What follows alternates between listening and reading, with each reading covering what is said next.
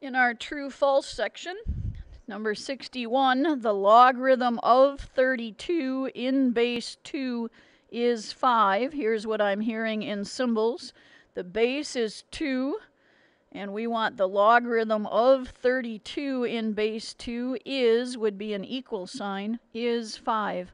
And to test that out, remember your definition of a logarithm. The base is 2. The logarithm is the exponent, and this 32 is the result. So we need to remember our definition of a logarithm. And is that a true statement? Indeed it is. 62 says, is division commutative? Well, what does that mean? It means, is 6 divided by 3 equal to 3 divided by 6? And I think you can see that that is false. But how about addition? Is 6 plus 3 going to equal 3 plus 6? And we know that is true. 0, 1 is a point on the graph of the cosine of x, and you should always have this picture of cosine in mind, that on the unit circle the cosine of 0 starts at 1, so that is true. The amplitude of this function is 3 rather than 2, so that would be false. The period is 2 pi divided by b, and 2 is the value of b here. So yes, the period is pi. That would be true. The graph of cotangent has asymptotes at negative pi over 2 and pi over 2. The definition of cotangent is x over y, so it is undefined when the y coordinate is 0 on the unit circle. So cotangent would be undefined at 0, pi, 2 pi. So these are the asymptotes of tangent rather than the asymptotes of cotangent.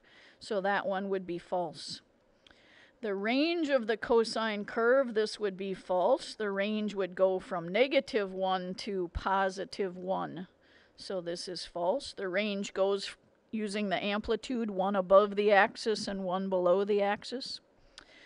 In 66, 2 to the negative x. Well, what does a negative exponent do? 2 to the negative 1 is the same as 1/2. So yes, indeed, those are two statements that are equivalent. What happens with the graph of y equals e to the negative x compared to e to the positive x? Remember that e is approximately 2.7, so it would rise on the right side, and it would go to the asymptote of 0 on the left side. What happens when we do a negative on that? It would be the same as 1 over e to the x power. So this would be about 1/3 raised to a power. So it actually flips it across the axis. So those graphs are reflections across the y-axis. True. In 68, are they reflections across the x-axis? I think we just saw our two graphs, and they can't be both, so we answered true for 67, so it would be false for 68. If the base here is a positive number bigger than 1, if the base is equal, are the exponents equal? That would have to be true. 0, 1 is a point on the graph of e to the x. Well, think what happens if we put e to the 0 power. E to the 0 power is indeed 1. That's true. So 0, 1 is the key point on exponential graphs. 1, 0, by the way, is the key point on logarithmic graphs.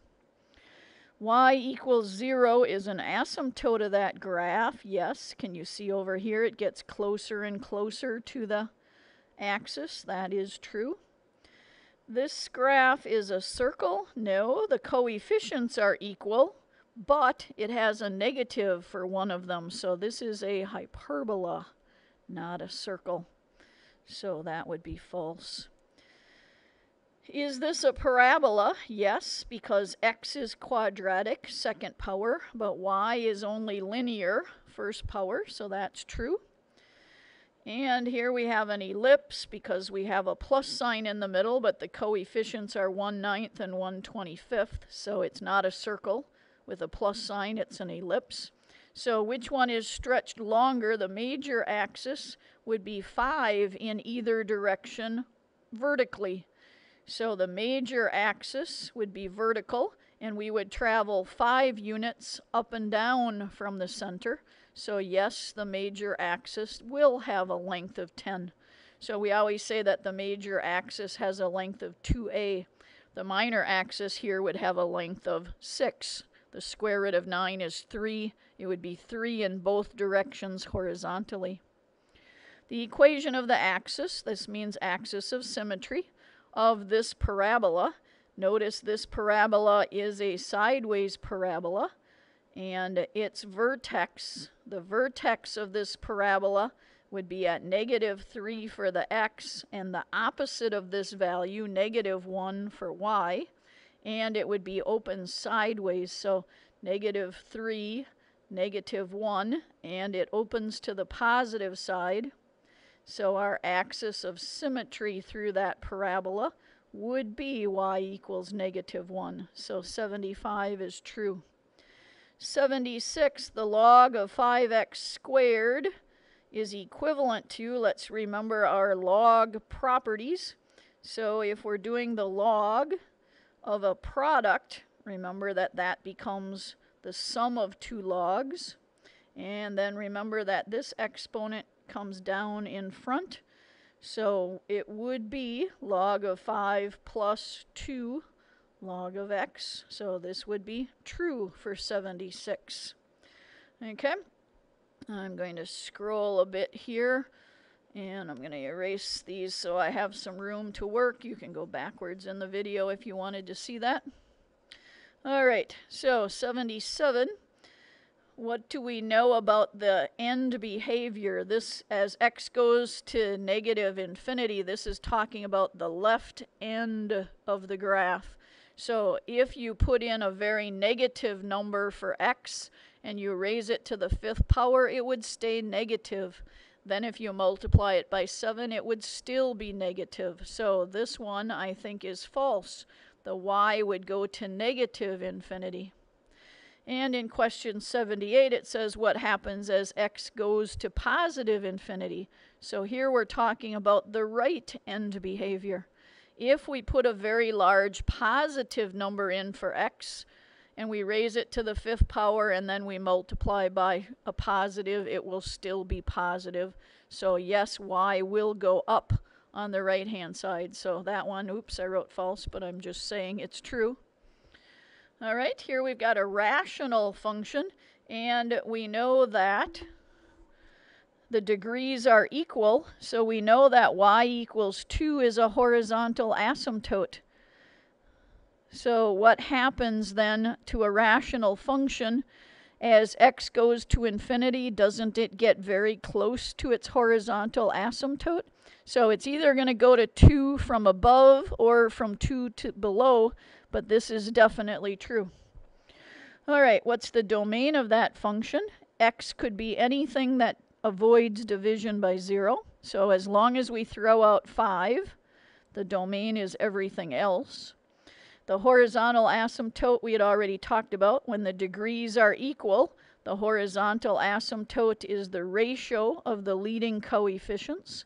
So that's true.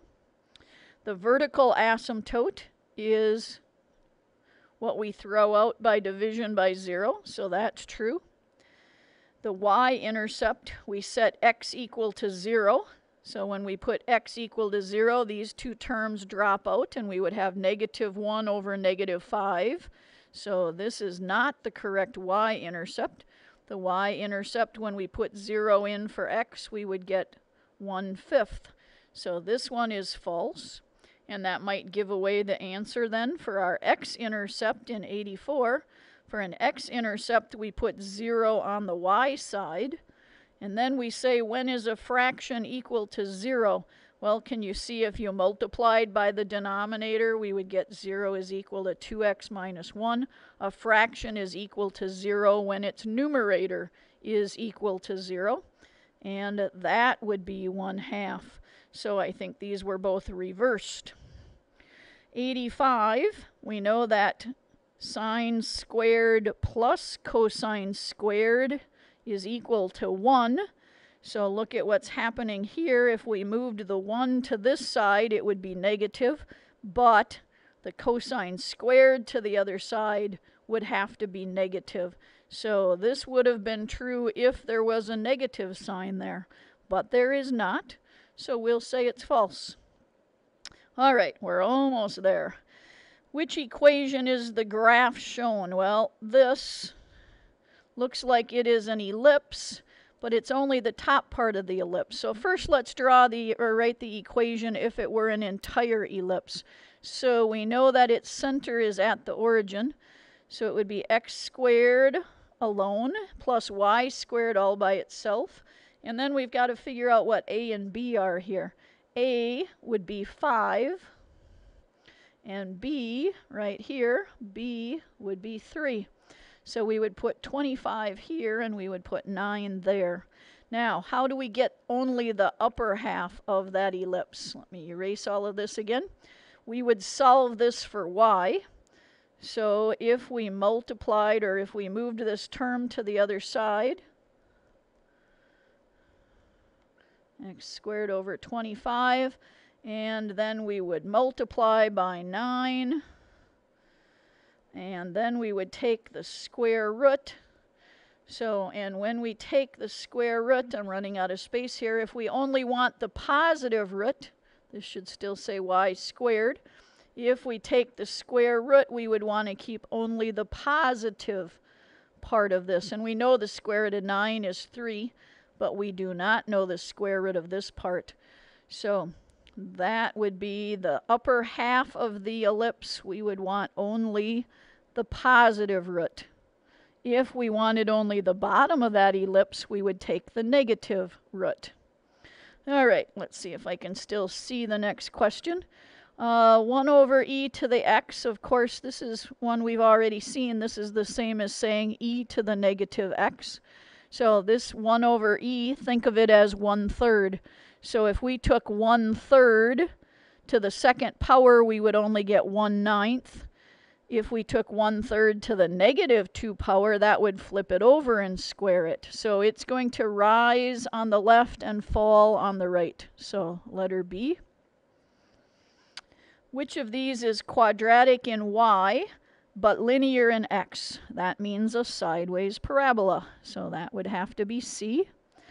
And then we've got one more problem here. And I told you I would give you these formulas if you needed to do interest. So compound monthly, we would use this first formula. Our principal is P. Our interest rate is 4%, so change it to 0.04. We are compounding monthly, so n would be 12. And our exponent would be 12 times the number of years, 18. And I'll come back in a minute here. I'll grab a calculator, but let's get the next one set up for compounding continuously. That's our PERT formula. So we take the principal times e raised to the rate, 0.04, times the number of years, 18. So I'll grab a calculator, pause the video, and give you my answers in just a second. Okay, I think I've finished the calculations, and we come up with very close to the same amount. Compounding continuously gives us just a few more dollars at the end of the 18 years.